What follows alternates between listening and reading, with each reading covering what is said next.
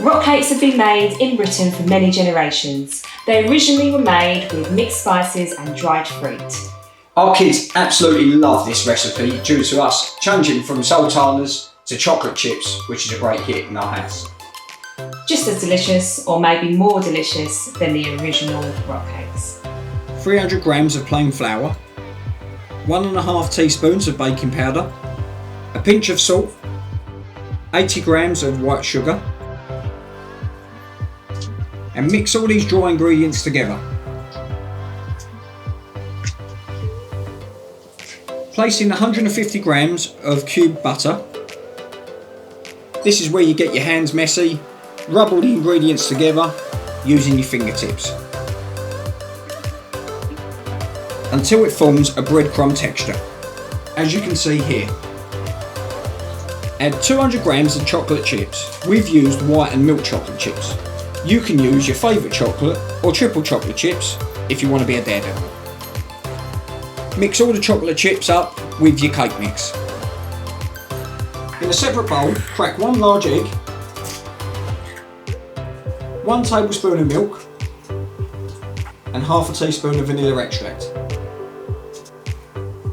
And whisk this all together. Add this to the cake mix. Stir this all together with a fork until it becomes a nice sticky mix. Separate the mix into 9 equal sized cakes. Place these on a lined baking tray, then use a fork to rough up the tops and the edges.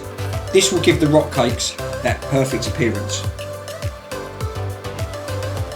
Place the rock cakes in the oven at 190 Celsius, 170 fan or 375 Fahrenheit for around 15 to 20 minutes. Our cakes have had about 20 minutes and they are perfect.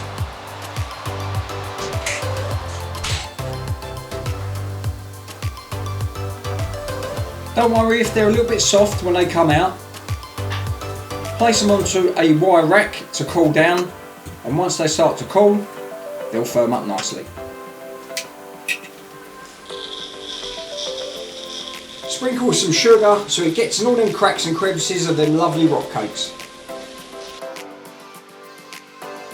So here we have it, perfectly cooked chocolate chip rock cakes.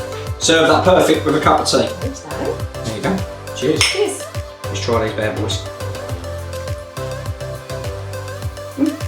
Crumble. That's good. Lovely. Lovely. Nice. Enjoy. Enjoy it.